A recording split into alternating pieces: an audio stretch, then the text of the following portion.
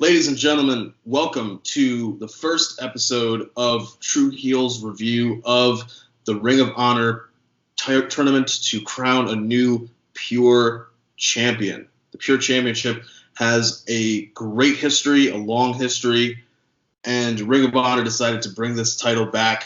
And so we knew we had to do something. We had to cover it for you guys because of the lineage of this championship and what it means to Ring of Honor wrestlers, fans, and just everybody around the world in the world of professional wrestling. So we decided, the masterminds, the True Heels, decided to try a new combination of hosts this time around. We're going to put together the pairing of the three-time baby-making champ. I'm going to do my best to do the Sid's introduction. The three-time baby-making champ. This is Ness. Sir, how are you doing today? Oh, I'm doing amazing, sir. And actually, that was a great introduction. Appreciate it. But yeah, man, just glad to be here. Nice little combination we got going on here. Out of left field, just like this whole tournament was out of left field. But just like the tournament itself, we got a great thing going on here.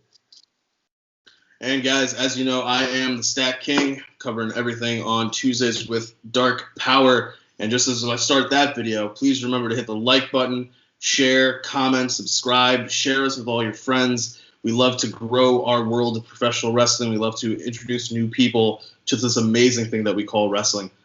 So guys, let's get straight to it.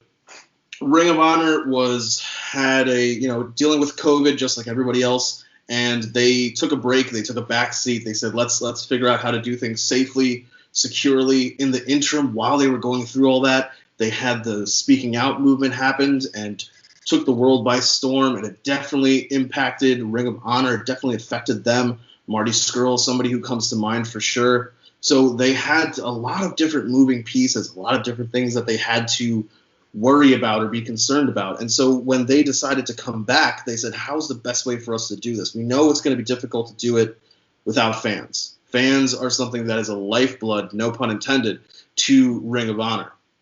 So how do we do it? How do they figure this out? They say, you know what, we're gonna go back into our history. We're gonna go back into the books, see what we have, and what's the one thing that they had? The Ring of Honor Pure Championship. This is a very storied championship. If I remember right from some of the promo videos, the title was determined in the finals by AJ Styles versus CM Punk. Two phenomenal, again, no pun intended, but phenomenal wrestlers, two guys who have torn the house down in multiple places. And from that point on, the title continued to have that prestige being held by incredibly famous people until it was finally unified with the Ring of Honor World Championship by none other than the American Dragon, Bryan Danielson.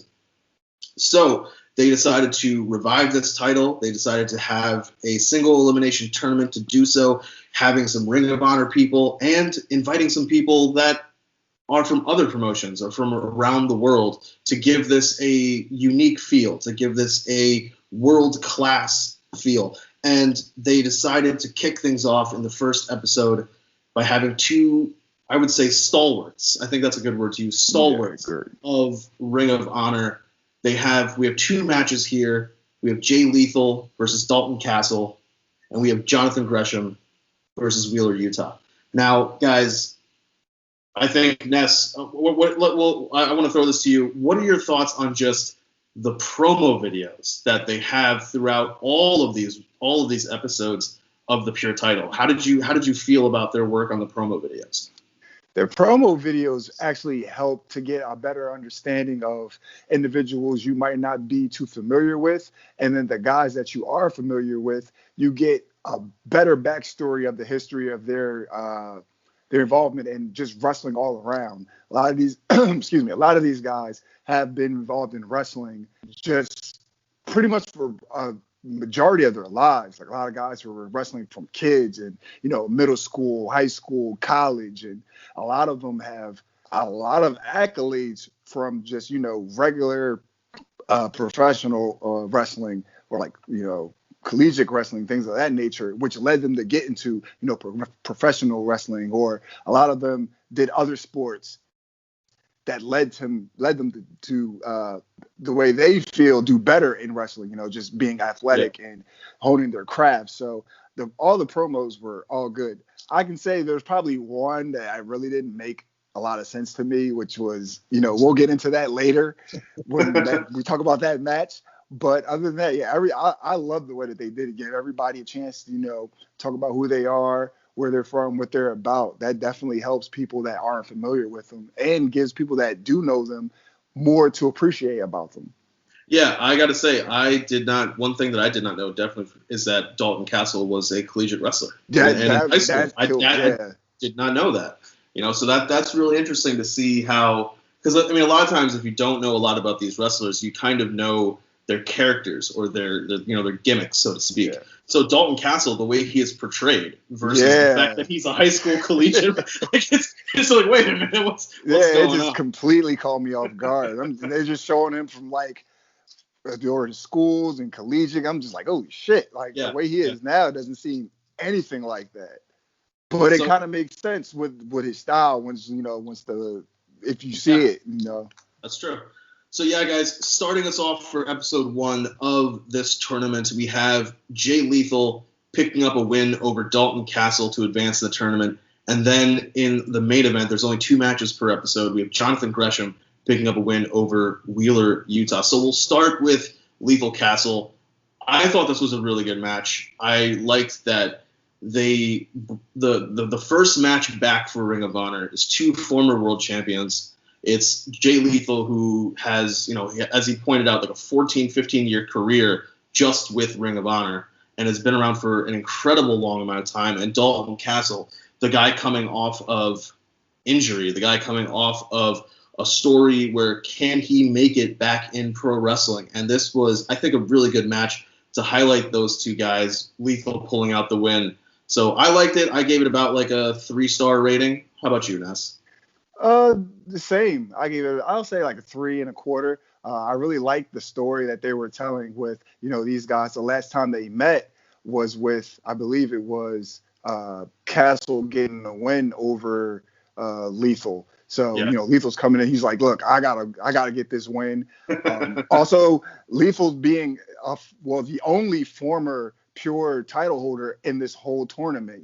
He has a lot to prove. He wants to go on and be the only 2-time former or the only 2-time Pure championship holder. And Dalton Castle, he doesn't want to be the first guy eliminated throughout this whole tournament. So there's a lot of underlying stories going into this. So that definitely made for a good match. And then just the in-ring content of these guys going at it. We haven't seen an ROH match in a while. Just like the stuff you were talking about at the beginning of the video with the speaking out movement and all the negativity they were getting. Like, this was probably one of the best ways to get everybody back into the swing of what Ring of Honor really is, and just that pure wrestling content and the pure wrestling ability of the individuals on their roster. This match definitely showed it. Yeah. Now, for me, as good as this match was, I felt as though the second match was the match of the night to me. Definitely. Gresham up against Wheeler, Utah. This was incredible. A man who we think this tournament has basically kind of been built for. Jonathan Gresham, the octopus himself, knocking out Wheeler, Utah in the first round. I gave this one 3 1/4 to 3 1/2, just because of the way they were able to use submission holds in this. And that's one of the things that I like about the Pure tournament is that the Pure rules only allow a certain number of ring breaks. And that is it adds a whole new layer of storytelling and what these guys are able to do in the ring. And when you're somebody who is a submission wrestler like Jonathan Gresham, it's really important to be able to know, hey, this guy's used a ring break. There goes his next one, to build that up. So I really like the story that they told in this about Wheeler, Utah, just trying to gut it out. But Gresham is just like, no, I know what I'm doing here, and I'm gonna just bash that knee, and I'm gonna take you out. So I liked it a lot. Ness, what were your thoughts? I actually gave this match 3 1/2. Like you said, definitely was the match of the night. Yeah. The intensity and just the overall energy from Jonathan Gresham. Like, I've seen this guy work, but I've never seen him take force and just like go so hard in a match like he did in this match against Wheeler Yuta. I'm not too familiar with Wheeler Yuta, but after seeing this match, he is someone that I will look out for in the future. I believe that their styles somewhat clashed. They were somewhat the same, but somewhat different. Like I said, Wheeler Yuta, he's pretty. I don't want to say young, but new, so to speak, to the game as a pro. And when they be just going up against a guy like Jonathan Gresham, like I call Jonathan Gresham the Black Dragon because he's like the black version of Brian Danielson to me. And like I said, just like I don't know, the story these guys were just telling a good story as well. Like Jonathan Gresham, like we said, this tournament we feel like was pretty much built for him. He's been proclaiming how he wants, to bring the pure title back. He wants to be the guy to win the whole tournament. And he's definitely going out there with a chip on his shoulder to say, hey, this is definitely my wheelhouse. No pun intended. This is definitely my type of like this is where I belong in this type of atmosphere with the pure title, pure rules, pure matches, and I'm not going to let anybody stop it. And Wheeler Yuta, he had thing to prove because again, not too many people know about him, and he doesn't want to be the one to come out and be like, oh, these people don't know me. I don't want him, Jonathan Gresham, to take me lightly. So that was definitely a great match. Again, the win via submission, just with Jonathan Gresham working on that leg and that ankle, and then just going into that submission, he's just banging the knee. Like you had no way to get out of it, but just to tap and let it be over with. So that was definitely a great match, and a way that he won it, with to his strength. He's a very great technical wrestler, and he used that to his strength. Yeah, and to add on to what you're saying about Utah, it's you would think if you see these two matches on paper, not knowing the order, you would think that the match with the two former world champions would be the second of the two.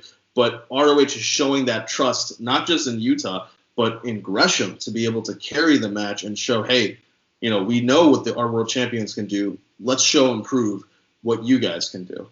Yeah. So showing and proving is something that we have always seen from younger talent. They've had to do that over the years. Wheeler Yuta is just another person in a long line of that. But in episode 2, we start off with something like that when we have David Finlay taking on Rocky Romero. Now, this is a nice Ring of Honor, New Japan kind of blending of talents. It's a mentor and protege of sorts, of guys facing each other, people who have somebody who has learned from Rocky Romero. David Finlay, he talks about it in the promo video. He did Rocky Romero's laundry back in the day in the dojos. Like, so it's got that history to it. And after 13 minutes, David Finlay picks up the win over his former mentor, over somebody that he looked up to, building him up even further as he moves on in this tournament. I thought this was a pretty good match. I gave it about, I'd say like 2.3 stars is what I gave it. Ness, what were your thoughts? Yeah, I gave it the same type of rating. Definitely that these guys have history with each other. Like you said, Rocky's been mentoring him since, like they said, 2015. These guys definitely have a great relationship. So I actually enjoyed the fact that David went over. Rocky has all the accolades in the world, far as being, from whenever he came into the game till now. He's a multi-time tag team champion in multiple promotions. He was Black Tiger for, he has all of the accolades that you can just appreciate. So the fact that we don't really know if, this was his decision or Ring of Honors, but that the fact that he definitely had no problem putting over his protege, that was great. David definitely could use the rub, so to speak, and it was definitely a good match. I would like to see where this goes. If there's going to be any more of the storyline, if there's more of a storyline that they could get out of that, I would like to see where that goes. They can move that from ROH to, the New Japan and back and forth and see wherever it goes from there. But I really enjoyed this match. Yeah, I think I think this tournament will give Ring of Honor a lot of starting points for storylines as they come out of the pandemic, and also New Japan's going to be right there to be able to use these storylines as well.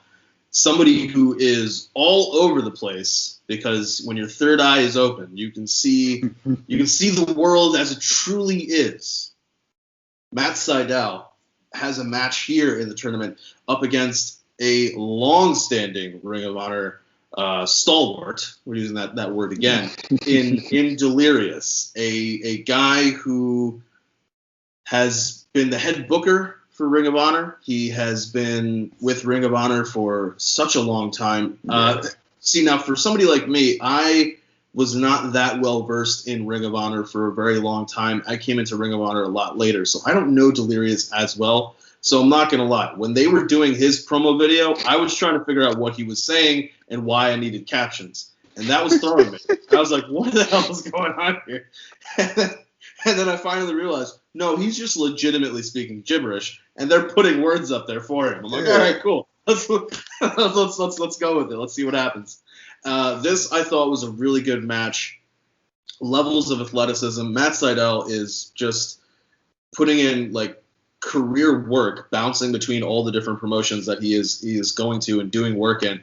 And I think the right person won here. I don't think Delirious is somebody that needs the win in that sense. Everybody, I mean, if you are a Ring of Honor fan, you definitely know who Delirious is. If you're somebody like me who's still learning some of the older names, then yeah, like you're going to learn who Delirious is. But I think Matt Seidel gives more of a ability down the road, depending on how this tournament shakes out, a better match idea or a better concept down the road. So in just under 10 minutes, Matt Seidel picks up the win over Delirious. So I thought it was a good match. I gave it about, I'd say 2.5 for me, 2.5 stars, somewhere in that range. What about you, Ness?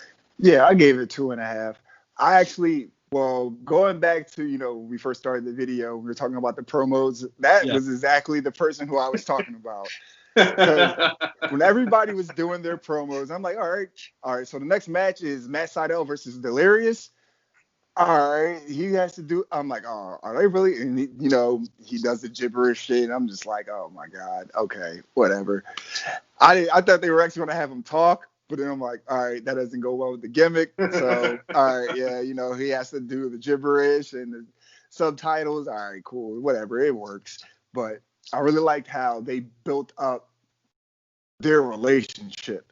Like these guys both had a relationship prior to Ring of Honor. And they basically both came into Ring of Honor at the same time. Apparently, their first match in Ring of Honor was against each other. Yeah. So these guys definitely have a long-standing story. And I'm very familiar with Ring of Honor. Usually when I used to go to the shows, Delirious would, be one of either the dark matches or the openers.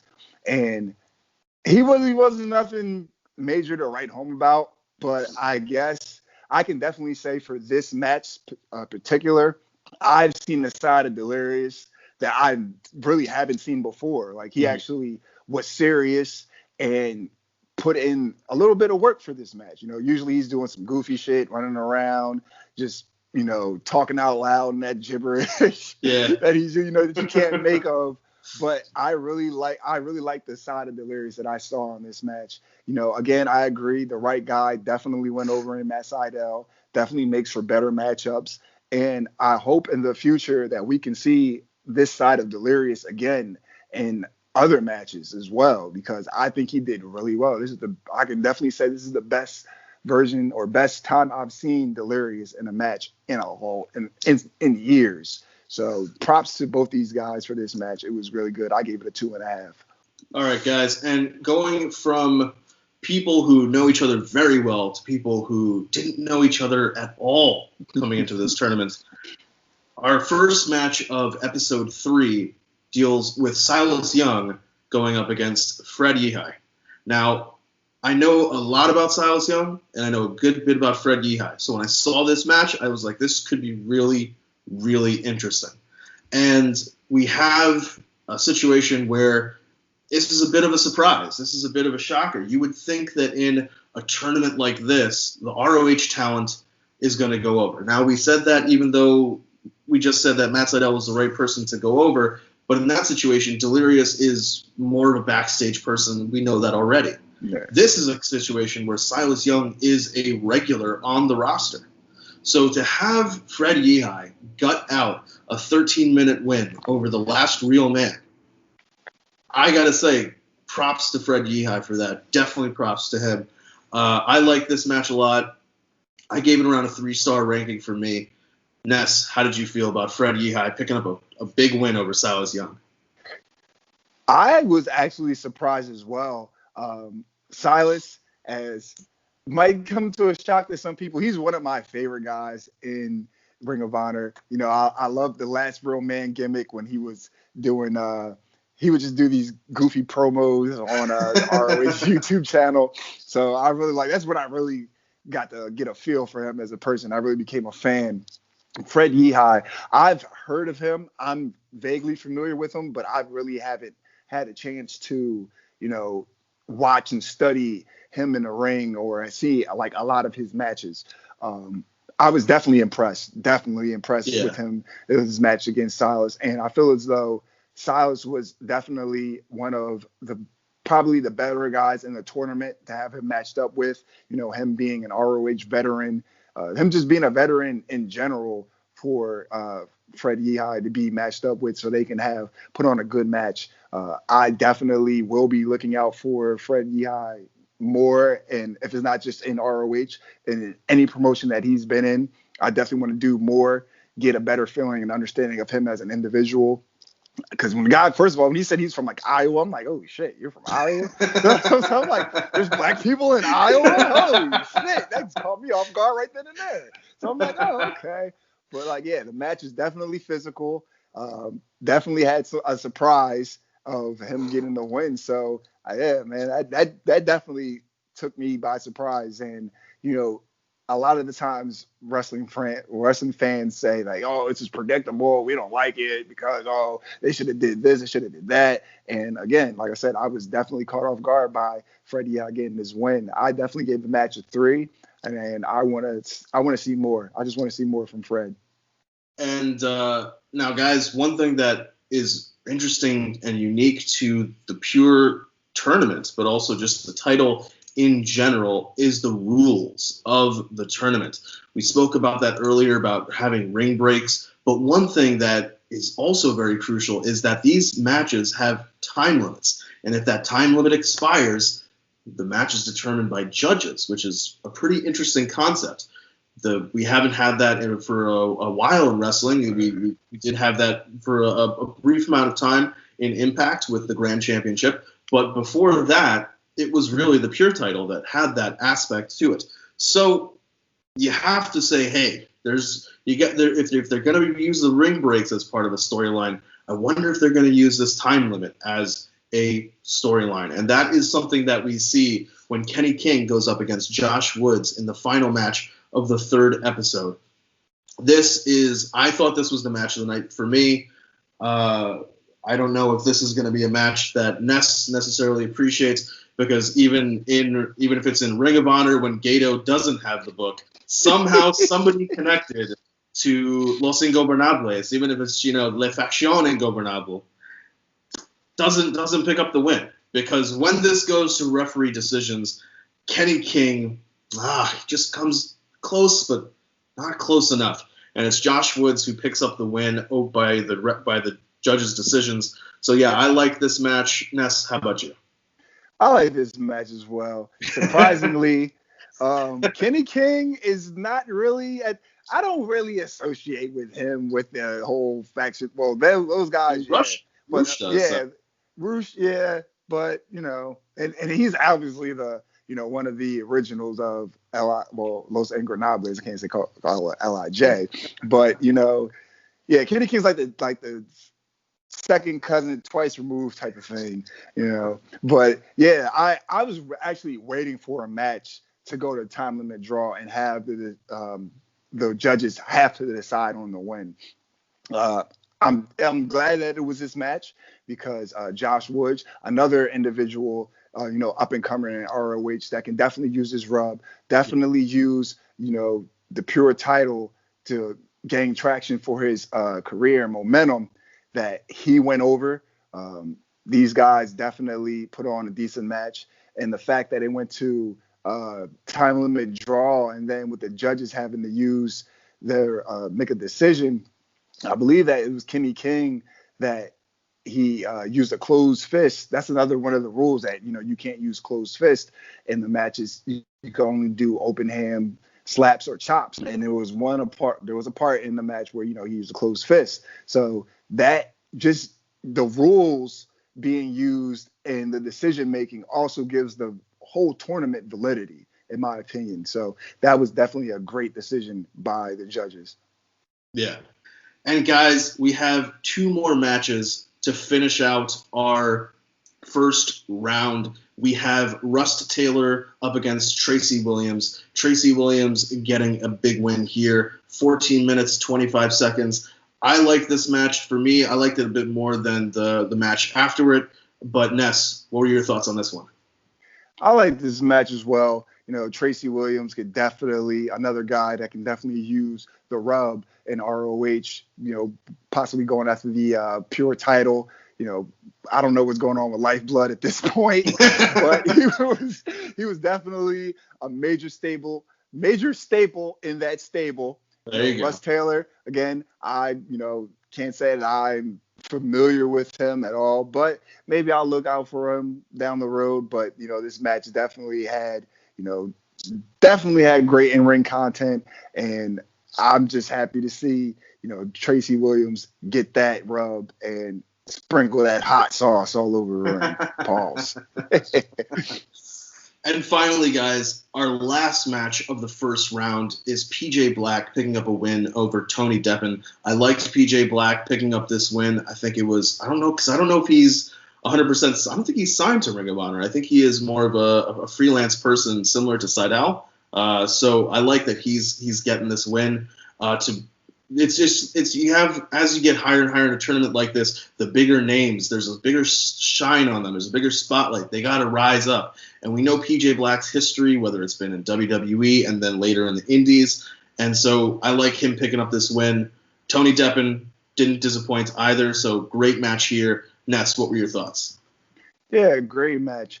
I figured PJ Black was going to win. Again, not too familiar with Tony Deppen as well, but with being in the ring with a guy like PJ Black that has years of experience, that definitely helps out. So going down the road, maybe we can see these guys tangle up again. Who knows? But definitely this brings a little bit more validity to the tournament as well, because we got somebody that has years of experience in PJ Black going on to, that's pretty much what we're seeing right now, is just these guys that have been going through years and years of wrestling and experience over and over, wrestling all over the world, are the ones that are advancing. So it's showing that, experience is the best teacher, and they're getting over these guys that, personally probably don't have that much experience or that much, what's the word I'm looking for? Just that much publicity, so to speak. Notoriety. Notoriety. Yeah, thank you, sir. Appreciate that. So, but yeah, they can definitely use it, and it shouldn't be a downside to these guys. Like, oh, people don't know me and I lost. Yeah. Like, no, you should just take that. Say, hey, I'm gonna get up, dust myself off, and try again. And I would love to see the guys that took L's that people don't know that much about come back in the Ring of Honor after the tournament, and we can see what they can do even more, But definitely congratulations to PJ Black on this win, and I want to see where he goes from here on the tournament. Yeah, I looked up a little bit of Tony Deppen after this match, and he's been with GCW, Game Changer Wrestling, over the years. So, this is what we were talking about earlier, guys. Ring of Honor is using both Ring of Honor stars, some New Japan people or people who have more affiliation with New Japan, someone like Rocky Romero, and bring in and calling up a lot of our independent guys, a lot of the indie guys who may not have the biggest name brand, the notoriety, as Ness is saying, but they have the ability. And that's something that when you think about, that's just showing us, that's reinforcing what the pure title is really all about. It's about ability. It's not, you can with the pure title, you can make a name for yourself. You don't necessarily need to be a name to be the pure champion. So guys, thank you for sticking with us. We went through the entire first round of the tournament, and when we come back, we will be dealing with our second round of the tournament. And Ness, where can people find you? You guys can find me on Twitter at skinny_Kravitz, on Instagram at skinny__Kravitz, and you can find me on Facebook at Ness Rothstein. You can add me, don't chat me. That is a really great policy. Guys, you can catch me as always on covering Dark Power for AEW Dark, Impact Wrestling, and NWA and UWN. You can find me in the True Heels Facebook page, out and about. I don't pay that much attention to Instagram. I don't have a Twitter, so not that many ways to find me there. But until next time, guys, we have the three-time baby-making champ in Ness and Stack King here. Until next time, guys, take care of yourselves and each other.